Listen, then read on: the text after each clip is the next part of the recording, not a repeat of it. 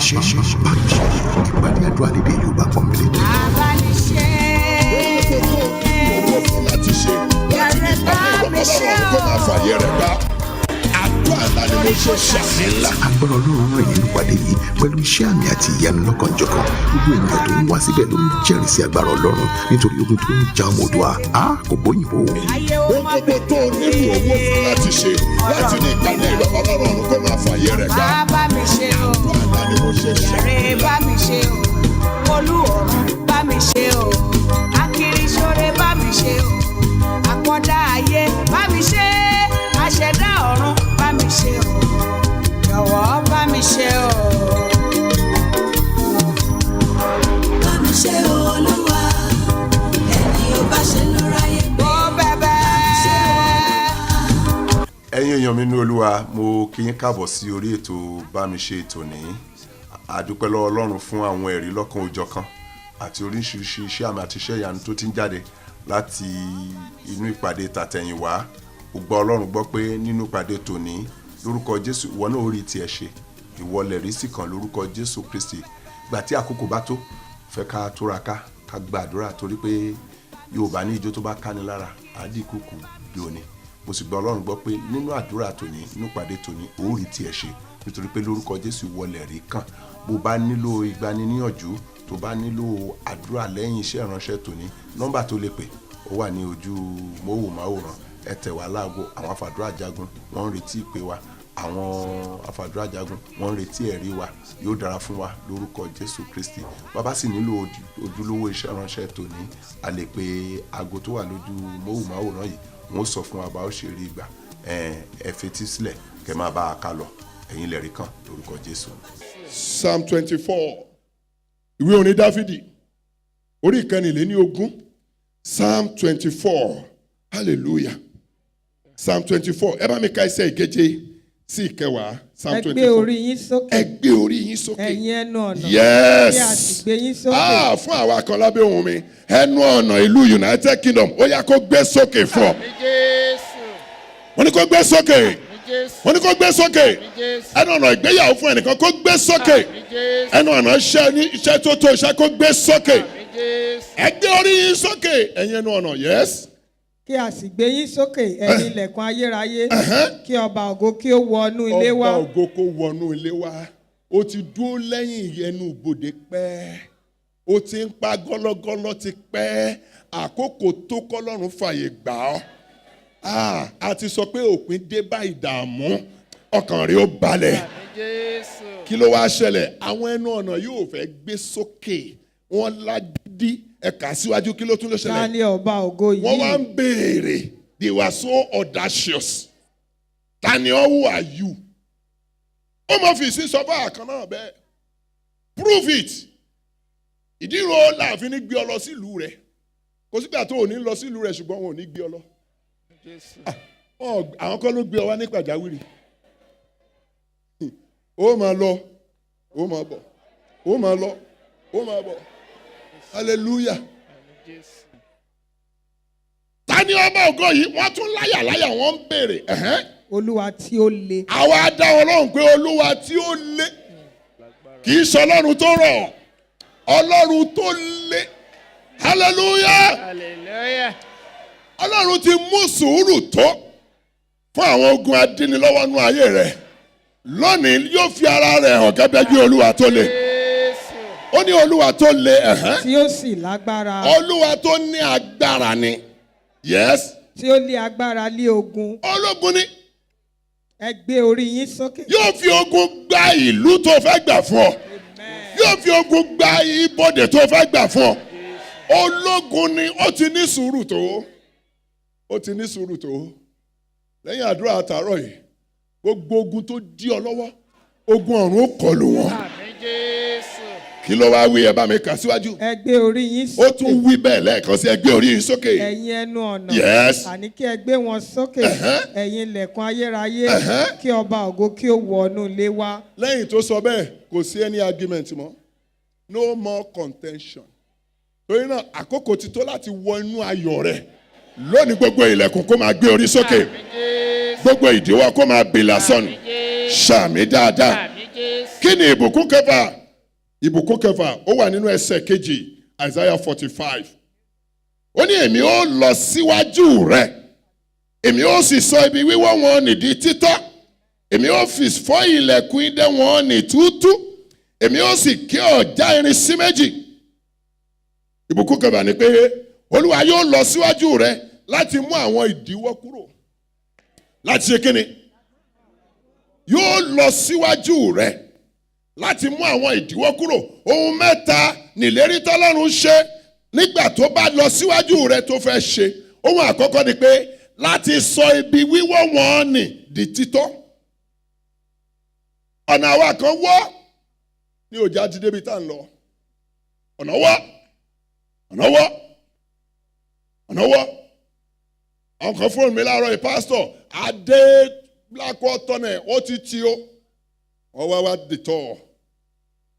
Ọ̀pọ̀lọpọ̀ wa dípò ká lọ tààrà, ọ̀tá gbé gidi náà. Àwa ń wá, ọjọ́ sì ń lọ. Ó wá ní òun ó sọ ibi wíwọ́ di títọ́. Gbogbo ohun tó dúró sí ọjọ́ ọ̀nà ìṣeré rẹ tó mú kí ìrìn àjò rẹ wọ́ lónìí, Ọlọ́run ọ̀run kó sọ wọ́n di títọ́. Ọlọ́run ọ̀run kó sọ wọ́n di títọ́. Gbọ́ mi, ìrìn àjò oṣù mẹ́fà, ìrìn àjò ọdún kan wá ń di ọdún mẹ́wàá. The devil is a liar. Láti inú ìpàdé yìí lọ, ìrìn àjò rẹ kó máa yá kánkán. Àìsáyà orí ogójì, ẹ jẹ́ a sáré ka ẹsẹ̀ ìkẹrin. Isaiah chapter 40 verse 4. Àìsáyà orí ogójì ẹsẹ̀ Gbogbo ìkẹrin. àfonífojì ni a ó gbé sókè. Gbogbo òkè ńlá àti òkè kéékèèké ni a ó sì rẹ̀ sílẹ̀. Láò ṣe kínní? A ó rẹ̀ wọ́n sílẹ̀. sílẹ̀. Àwọn òkè kan dúró níwájú rẹ̀. Òkè ńlá, òkè kéékèèké, òkè àdáyébá. Bíbélì sọ pé a ó rẹ̀ wọ́n sílẹ̀. Ẹ kà síwájú. Wíwọ́ ni a ó sì ṣe ní títọ́. A ó ṣe wọ́n ní títọ́. Àti ọ̀nà pálapàla Eh? ni a ó sọ di títẹ́jú. I like that. Ọ̀nà pálá. Àwa aláàlú òyìnbó, a lè má mọ ọ̀nà pálapàla. Ṣùgbọ́n wà bẹ́ẹ̀. Èkó sí Ìbàdàn nígbà tí wọ́n ṣẹ̀ṣẹ̀ dá márosẹ̀ náà pé má ṣe kínni? Márosẹ̀, má dẹ́sẹ̀ dúró. Express ló ń jẹ́ bẹ́ẹ̀. Express. Ṣùgbọ́n express ti wá di pálá. Bó ṣe ń wọnú kòtò ló ń bọ́ sínú gégélé. Ìrìn àjò 1 hour. Ó ní gbogbo pálapàla. Gbogbo pálapàla lójú ọ̀nà ìṣeré rẹ. Lónìí ọwọ́ Ọlọ́run kó máa mú wọn kúrò. Ṣàmì dáadáa. Ó ní èmi ó sọ ibi wíwọ́ wọn nì di títọ́. Bíbélì sọ ní Psalm 114 ẹsẹ̀ ìkíní sí ìkeje. Ìwé Psalm orí kẹrìnléníàádóje ẹsẹ̀ ìkíní sí ìkeje. Ó nígbà tí Ísírẹ́lì ń lọ láti Íjíbítì lọ sí Kénáánì. Ti ará ilé Jákọ́bù. Ẹ má ka ogun. Ó ní òkun rí. Ó sá. Jọ́dánì rí. Ó bẹ́ sọnù. Ó ní àwọn òkè ńlá wá ń fò bí ọ̀dọ́ àgùntàn.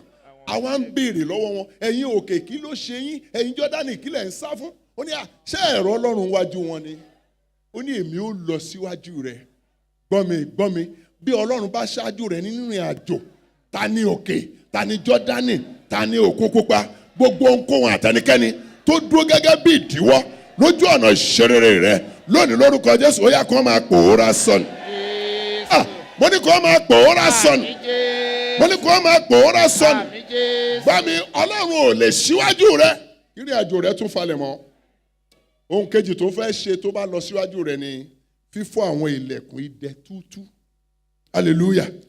Ó ní èmi ó sì fọ́ àwọn ilẹ̀kùn idẹ. Báwo ló ṣe lóhùn ó fọ́ wọn? Idẹ wọn ni túútú, iron doors. Hello, brass doors, sorry. Brass doors. Àwọn ilẹ̀kùn kan wà tó stubborn. Hello. Wọ́n ṣe kí ni? Wọ́n stubborn. Kọ́kọ́rọ́ ò tiẹ̀ lè ṣí wọn. Torí pé ilẹ̀kùn idẹ ni wọ́n. Ṣùgbọ́n Olúwa ní òun ó fọ́ wọn. Tá a bá wá rí ẹnikẹ́ni tó fi ara rẹ̀ ṣe ilẹ̀kùn idẹ. Tí ò jẹ́ orọ́nà lọ láyé láti ní ìpàdé yìí lọ, àrá Ọlọ́run kó máa fọ́ wọn túútú. Mo ní àrá Ọlọ́run kó máa fọ́ wọn túútú. Ṣàmì dáadáa. àrá kó máa fọ́ wọn tútú. Ẹnikẹ́ni tó tí ìwà láyé wọn tó dúró gẹ́gẹ́ bí ilẹ̀kùn idẹ tí ò jẹ́ ọ̀ráyè ṣe rere láyé, àrá Ọlọ́run kó máa fọ́ wọn tútú.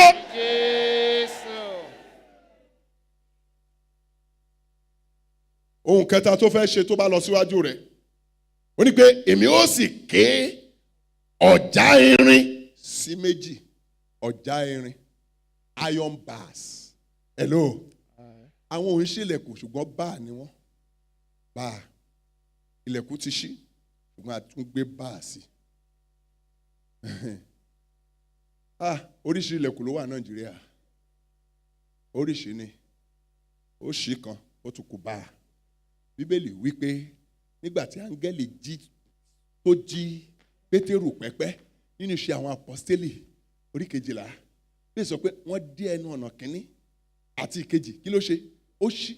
Wọ́n wá dí ẹnu ọ̀nà ìloro tó lọ sí ìgboro, irin la fi tì, ṣùgbọ́n ó ṣí fúnra rẹ̀. Èmi ó ké ọ̀já irin sí méjì. Ọ̀já irin stubborn barrier. Òun ni stubborn barrier tó lágbára. Lónìí Ọlọ́run ọ̀run kó ké sí méjì. Mo wá ní ìròyìn ayọ̀ fún ọ. Tọ́lọ́run bá lọ síwájú rẹ̀, ó di dandan kí ọ̀nà là fún ọ. Ọlọ́run ní kí n kéde fún àwa kan lábẹ́ ohùn mi láti inú ìpàdé yìí lọ, ọ̀nà là fún ọ. Mo ní ọ̀nà là fún ọ. Ọ̀nà àti ṣe rere là. Ọ̀nà là. Sọ fún àwọn mẹ́ta, ọ̀rẹ́, ọ̀nà ti là fún mi. Ọ̀nà là, ọ̀nà là, ọ̀nà là, ọ̀nà là. Ọ̀nà àti ṣe rere mi là. Hallelujah. Hallelujah. Hallelujah. Lẹ́yìn ìpàdé tòní, àwa kan a ó gbúròó kan. Pé àwọn ọ̀já irin kan ti ké sí méjì.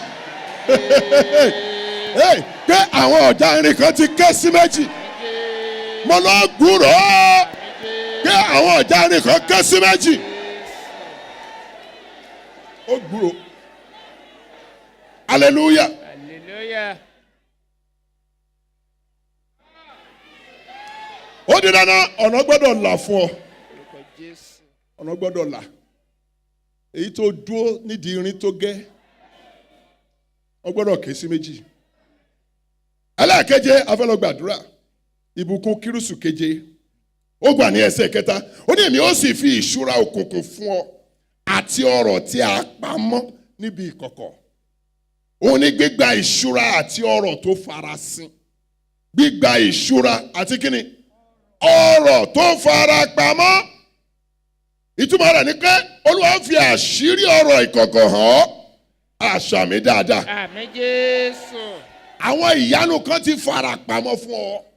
Lẹ́yìn ìpàdé àárọ̀ yìí lórúkọ Jésù wọ́n fara hàn. Àmín Jésù. Mo ní wọ́n fara hàn. Àmín Jésù. Ìwé orin Dáfídì orí 15 ẹsẹ̀ 14. Psalm 25 verse 14. Ó ní àṣírí Olúwa ń bẹ pẹ̀lú àwọn tó bẹ̀rù rẹ̀, yóò sì fi májẹ̀mú rẹ̀ hàn wọ́n. Ó lè mi ó sì ṣí ìṣúra òkùnkùn fún ọ àti ọrọ̀ tó tí a pamọ́ ní ìkọ̀kọ̀.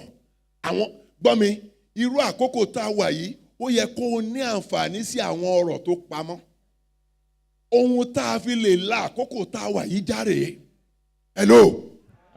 Olúwa ó ṣí ojú rẹ̀ sí àwọn ọrọ̀ tó pamọ́. Olúwa ó fi àṣírí yìí hàn. Àṣírí yìí la fi hàn Ísákì. Àṣírí yìí la fi hàn Jákọ́bù nílé Lábánì. Àṣírí ni. Àṣírí ni. And there was great joy in the city.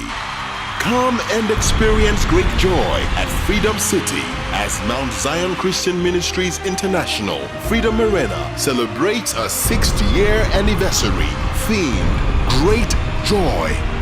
Join host pastors, Pastor Debo Adegoke. Whatever you don't want, you don't watch. No, I don't like this situation. Every situation that prevents your joy is an enemy. And Pastor Tutu Adegoke. So today, your own life shall be restored. Your things shall be restored. Especially your health shall be restored. As they host Pastor Wole Oladinyo, Senior Pastor, Clam, Nigeria. Than this. Oh my God, you be eléyìí lọ. Shouldn't be like this. Oh, kúrò ní bí eléyìí. What is causing abortion of that baby? Kí ló ń fa òun rere? There's a trigger. Ẹ̀kan fà á. Why is your work not going on? Kí ló dé tí There is a trigger. Ẹ̀kan fà á. Why has your finances gone down? Kí ló dé tí o There is a trigger. The trigger behind that matter. I pray for you. Let the Lord reveal in the name of Jesus. Pastor Omawumi Efueye, Aslan Ministries, UK. So what God does is he puts your senses to sleep and then begins to speak his mind into your heart as a dream or a vision. And Pastor Andrew Adeleke, RCCG House of Praise, UK. Darkness, you prepare. When there is darkness, fear will tell you need to fight. It is when we have the light we get careless. Also ministering in music are Muyiwa River Songs, Remi Odumesi, Aaron T. Aaron, Yetunde Are, Olaiton Akomu, Freedom Voice, and many other anointed ministers.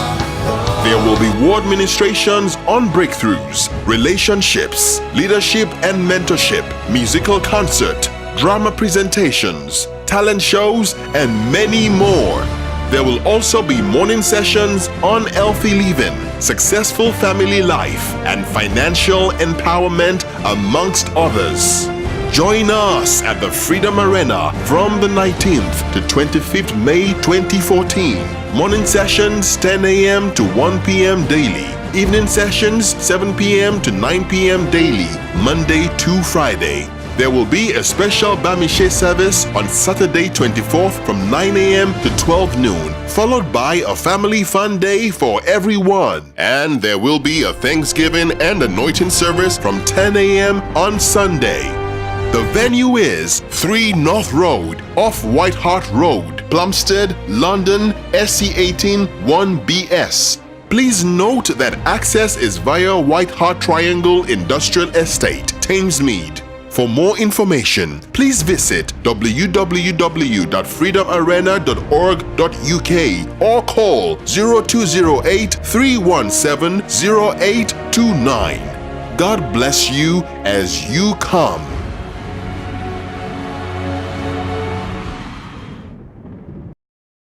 Psalm 114 verse 1 to 7. Oní Israẹli ń lọ láti Íjíbítì lọ sí Kénáánì. Oní òkun rí ó sá. Jọ́dánì gbẹ dànù. Àwọn òkè ńlá ń fò bí ọ̀dọ́ àgùntàn. Àwọn òkè kéékèèké ń sá. Ó gbàdúrà. Ó sọ fún Ọlọ́run pẹ̀lú àṣẹ ni. Gbogbo ẹ̀yin òkè àti òkun tó ń dí mi lọ́wọ́ tí ò jẹ́ kí ìrìn àjò mi yá. Lórúkọ Jésù, ó yá ẹ máa pòórá. Lórúkọ Jésù gbàdúrà. Gbogbo ẹ̀yin òkè, gbogbo ẹ̀yin òkun tó ń dí mi lọ́wọ́ tí ò jẹ́ kí ìrìn àjò mi láyé ó yá. Mo pa á láṣẹ lónìí lórúkọ Jésù ẹ máa pòórá sọnù.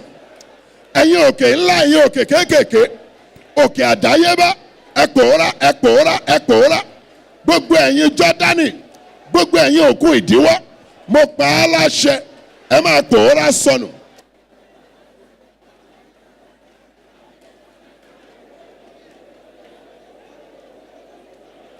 Jésù Kristi Olúwa wa, Jésù Olúwa wa, ó ní èmi ó sì fọ́ ilẹ̀kùn idẹ wọn nì túútú. Gbàdúrà gbogbo ilẹ̀kùn idẹ tó tì mọ́ ìyanu mi. Olúwa o, fi àrá rẹ̀ fọ́ wọn túútú lónìí. Orúkọ Jésù gbàdúrà.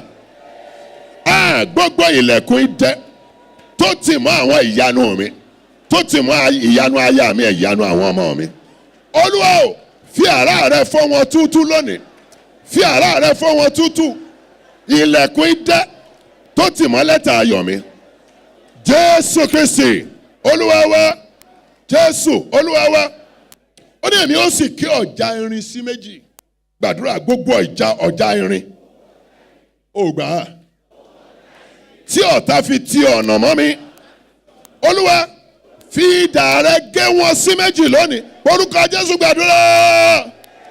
Ọlọ́run alágbára o, gbogbo ọ̀já irin tí ọ̀tá fi tìnà mọ́ èmi àtayé àtàwọn ọmọ mi. tí ọ̀tá fi tìǹà máa wà nínú ẹbí wa olúwa fi idà rẹ̀ gé wọn sí méjì gé wọn sí méjì gé wọn sí méjì gé wọn sí méjì gbogbo ọ̀já irin yes araba shanda ya baba rebo soto ye kerebo shanda Jésù Kristi olúwa wa Jésù olúwa wa jẹ́ ká gba eléyìí àdúrà ọ̀dájú ni àwọn tá a bá ní àánú ọ̀tá lójú a lè má gbà àdúrà ọ̀dájú ni gbàdúrà gbogbo ẹnikẹ́ni tó fi ara rẹ̀ ṣe ọ̀já irin tí ọ̀nà fi tì mọ́ mi olúwa fi idà rẹ̀ gé wọn sí méjì lónìí orúkọ Jésù gbàdúrà ọlọ́run alágbára gbogbo ẹnikẹ́ni tó fi ara wọn ṣe ọ̀já irin tó tìnà mọ́ mi tó tìnà mọ́ aya mi àwọn ọmọ mi tó tìnà náà gbéyàwó iṣẹ́ ìrànṣẹ́ olúwa ò fi idà rẹ̀ gé wọn sí méjì ẹnikẹ́ni ìbáàjẹ́ ọkùnrin ìbáàjẹ́ obìnrin tó dúró gẹ́gẹ́ bí ọ̀já irin tí ò jẹ́ ráyè lọ tí ìwà láyé wọn ń dí mi láàyè olúwa fi idà rẹ̀ gé wọn sí méjì lónìí gbogbo ẹnikẹ́ni ọkùnrin ni obìnrin ni tó dúró gẹ́gẹ́ bí ọ̀já irin tí ò jẹ́ kí aya mi àwọn ọmọ mi ráyè lọ síbi ìṣerere wọn olúwa fi idà rẹ̀ gé wọn sí méjì gbogbo ẹnikẹ́ni tó dúró gẹ́gẹ́ bí ọ̀já irin tí ò jẹ́ káwọn àbúrò àwọn ẹ̀gbọ́n mi ráyè lọ síbi ìṣerere wọn fi idà rẹ̀ gé wọn sí méjì ó ṣe ọlọ́run ìyanu Jésù Kristi olúwa wa Jésù olúwa wa àdúrà wa kù mélòó péré ṣe àwọn apọ́sítélì orí 12 ẹsẹ̀ 10 bí sọ pé áńgẹ́lì síwájú Pétérù tẹ̀lé ṣùgbọ́n nígbà tí wọ́n dé bí ẹnu ọ̀nà irin tó lọ sí ìgboro ó ṣí fúnra rẹ̀ ẹ kò gbàdúrà olúwa fi ọwọ́ agbára rẹ la ọ̀nà fún mi lónìí jẹ́ ìrọ́nà lọ síbi ìṣerere mi la ọ̀nà fún mi jẹ́ ìrọ́nà lọ síbi ìṣerere mi ó wá pórúkọ Jésù gbàdúrà ọlọ́run alágbára fi ọwọ́ agbára rẹ la ọ̀nà fún mi fi la ọ̀nà fún aya mi fi la ọ̀nà fún àwọn ọmọ mi fi la ọ̀nà fún wa nínú ẹbí wa fi ọwọ́ agbára rẹ la ọ̀nà fún ìjọ Freedom Arena fún gbogbo ohun lábẹ́ ohun mi fún gbogbo èèyàn lábẹ́ ohun mi olúwa fi ọwọ́ agbára rẹ la ọ̀nà fún wa jẹ́ arọ́nà lọ lónìí jẹ́ arọ́nà lọ ọ̀nà ò gbọ́dọ̀ dí mọ́ wa mọ́ jẹ́ arọ́nà lọ fún agbára rẹ la ọ̀nà ó ṣàlọ́ la ọ̀nà níbi tí ò sí ọ̀nà la ọ̀nà Jésù Kristi olúwa wa Jésù olúwa wa sọ fún ọlọ́run olúwa mi ò fẹ́ dààmú mọ́ mi ò fẹ́ jìyà mọ́ mi ò fẹ́ ṣàròyé mọ́ ṣí ojú mi sí ọrọ̀ àti ìṣúra tó pamọ́ lónìí fi àṣírí ọ̀rọ̀ kankan hàn mí orúkọ Jésù gbàdúrà ọlọ́run alágbára mi ò fẹ́ dààmú mọ́ mi ò fẹ́ jìyà mọ́ olúwa mi ò fẹ́ ṣàròyé mọ́ ṣí ojú mi sí ọrọ̀ tó pamọ́ ìṣúra tó pamọ́ ìṣúra òkùnkùn ìṣúra ìkọ̀kọ̀ olúwa fi àṣírí ọ̀rọ̀ ìkọ̀kọ̀ hàn mí fi hàn aya mi fi hàn àwọn ọmọ mi olúwa àṣírí ìbùkún tabua ní ilẹ̀ àjèjì tí mo wà yìí olúwa fi hàn mí ṣí ojú mi sí fi ojú mi sí.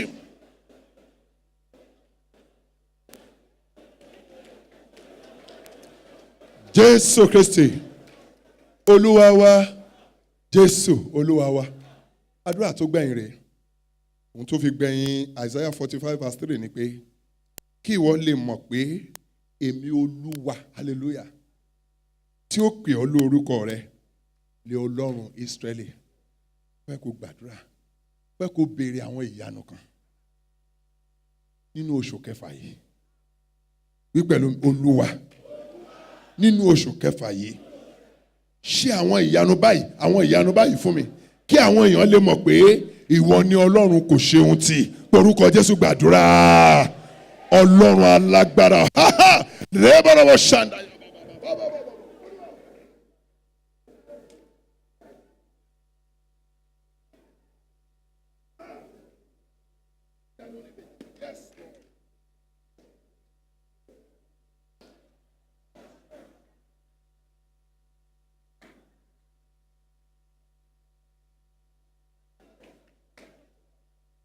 kò sóhun tó lè ṣe olúwa ó ṣe ọlọ́run ìyanu jésù kristi olúwa wa jésù olúwa wa.